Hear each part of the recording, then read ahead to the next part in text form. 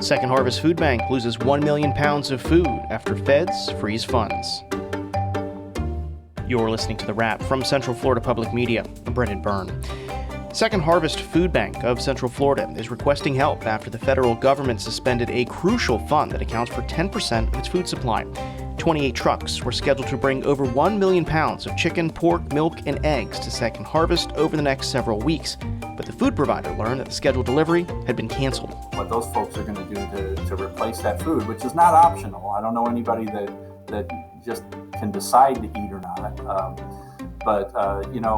We worry about how that's going to affect kids in school. We worry about how it's going to affect seniors and their health. Second Harvest estimates the cancellation of funding is a loss of 900,000 meals here in Florida. The effects of those cuts here in Central Florida, that's ahead on The Wrap. The big stories this week from Central Florida Public Media. But first, these headlines. Orange County Commissioners ratified an agreement to federalize county jail officers to hold and transfer inmates who are accused of violating immigration law. As Central Florida Public Media's Rick Brunson reports, commissioners debated for 2 hours before voting to ratify the agreement. Under the agreement, 17 county jail staff will be trained by the Federal Immigration and Customs Enforcement Agency to serve as warrant officers to turn over inmates who ICE accuses of being in the country illegally. Mayor Jerry Deming said commissioners faced a hard choice: vote to ratify or risk losing state and federal funding, or even be suspended from office by the governor. But opponents like District 5 Commissioner Kelly Simrad said the agreement threatens civil rights and would cost county taxpayers money. Commissioners agreed to return next month to discuss a resolution that would provide jail staff more guidance and recommendations for how the agreement is to be carried out. That was Central Florida Public Media's Rick Brunson reporting. A House committee this week approved a controversial proposal that would place additional restrictions on the ballot initiative process. The legislation would, among other things, prohibit felons or non-citizens from collecting petitions, required signed petition forms to include voters' identifying information, and shrink the deadline for initiative sponsors to submit petitions to election supervisors. Bill sponsor Jenna Pearsons-Mullica, a Republican, says the bill is necessary to prevent fraud in the petition-gathering process. This process has been taken over by out-of-state fraudsters looking to make a quick buck, and by special interest intent on buying their way into the Constitution. Critics of the legislation argue the additional restrictions would hurt the public's ability to make changes to the Constitution. Larry Colleton is with the NAACP of Orange County. There's a desire not to have citizen petitions anymore. So instead of just flat out saying that, this show is being put on. You don't want citizen initiatives. Just say that. Examples of voter-approved initiatives in Florida include measures that raised the minimum wage, allowed medical marijuana, started the state's voluntary pre-K program, and sought to prevent political gerrymandering. Orange County is preparing an incentive of up to $11 million to host Jacksonville Jaguars home games at Camping World Stadium during the 2027 season and potential playoffs. Central Florida Public Media's Joe Burns reports the NFL's Jags need a temporary home stadium for the last year of their $1.4 billion stadium renovation. A county advisory committee approved $10 million in tourism tax money for a minimum of 8 games, plus $500,000 each for possible playoff games. The incentives still need county commission approval. Florida Citrus Sports CEO Steve Hogan says a conservative estimate of the economic impact is $20 million per game. An NFL regular season game, a game that counted, was always an ambition of ours in this community to host. The opportunity to host an entire season is, I think, an embarrassment of riches. So I'm super excited for this. Hogan says Orlando Stadium is up against Ben Hill Griffin in Gainesville, mixed in with international games. The Jaguars will make their choice and present it to the NFL owners in May.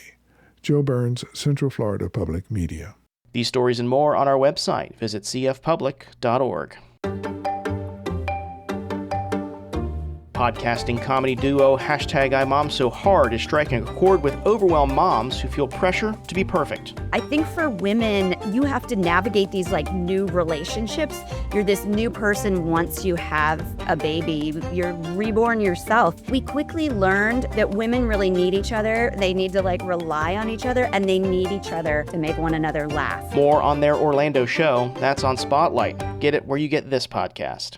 This week, our area's largest emergency food provider found out a funding freeze could take millions of meals off the tables of Central Florida families. The Trump administration froze funding from the Commodity Credit Corporation and suspended its orders for the Emergency Food Assistance Program. This includes tractor-trailer loads of food. According to Second Harvest Food Bank of Central Florida, this impacts one of their most important sources of food. The food bank provides some 300,000 meals a day across 7 counties. If the funding is not available next year, Second Harvest estimates 5.8 million meals will be lost. This will impact their partner agencies, too. Jewish Family Services stocks their Pearlman Food Pantry with food they buy from Second Harvest at a reduced rate. Philip Flynn, president of Jewish Family Services of Greater Orlando, and Greg Higgerson, chief development officer at Second Harvest, spoke with Engage host Sharon Stone to talk about how they are going to handle these funding challenges. Higgerson begins the conversation by explaining the real impact of the federal funding freeze.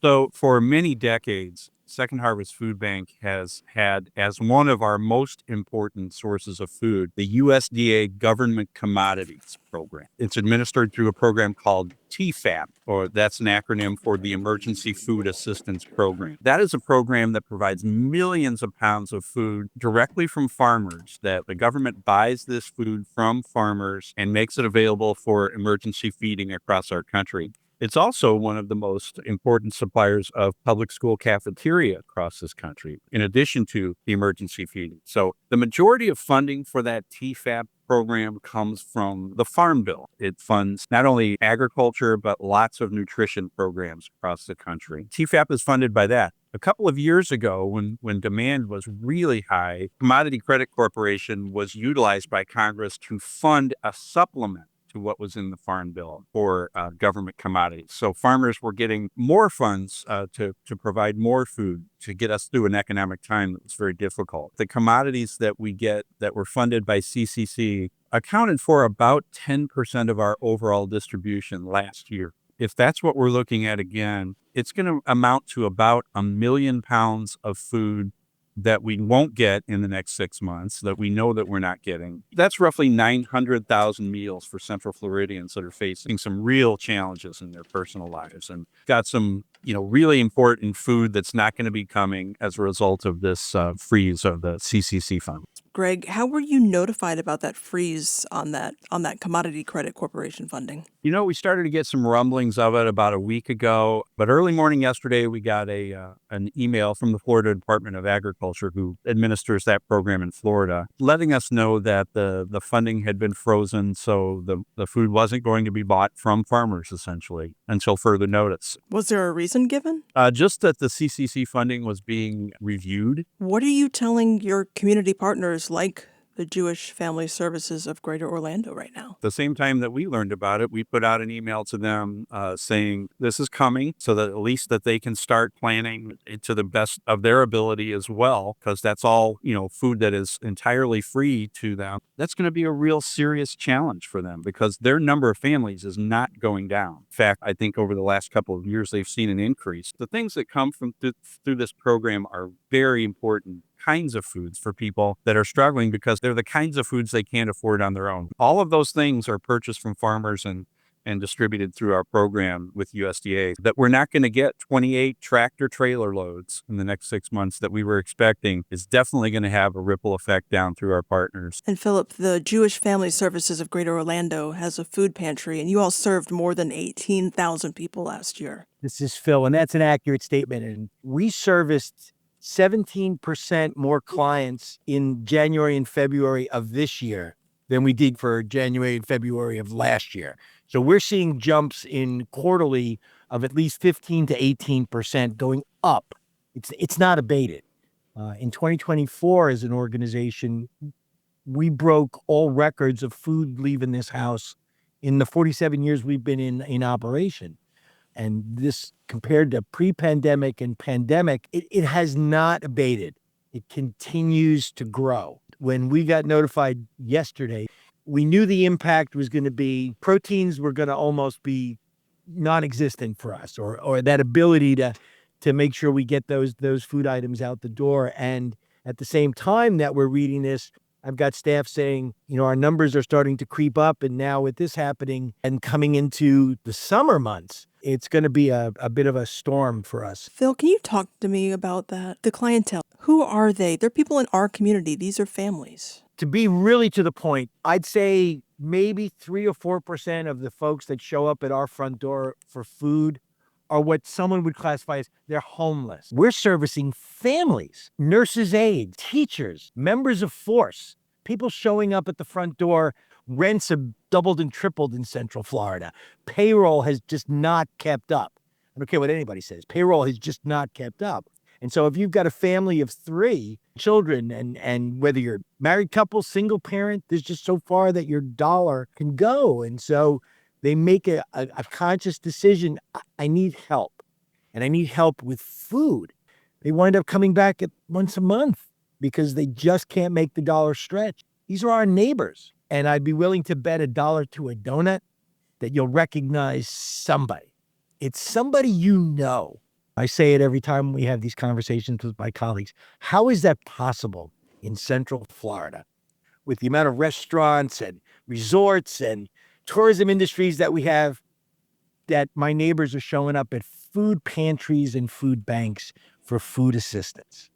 I can't wrap my head around that. Greg, what is your response to that frustration from your community partners? I mean, you both are trying to do the same thing here. For our part, we were taken off guard by this as well. Our solution is going to have to be to go out and try and buy those things in truckload quantities because it's just not acceptable. The idea that people would just have to go without this as a result. We're looking at maybe $1.5 million extra dollars that we didn't budget for this year to try and just in the next 6 months come up with that protein that people need. It's going to be an uphill climb for sure. What workaround do you have? Where do you turn when you hit the wall? You're the safety net for people. One thing that's important to remember about all of this is that there is definitely an important role for government to play in this. And that has to do with the SNAP program. It has to do with the WIC program. TFAP is certainly part of it. All of that stuff together is really important that we have a strong working relationship together. We are doing the best we can to kind of keep our chin above right now. It's not realistic to think that the nonprofit community can just step up and take over. Hear more of that conversation on our program, Engage. Get it wherever you get this podcast. That's it for The Wrap this week. This podcast is produced by Central Florida Public Media with assistance from News Director Latoya Dennis and Digital Director Ryan Ellison.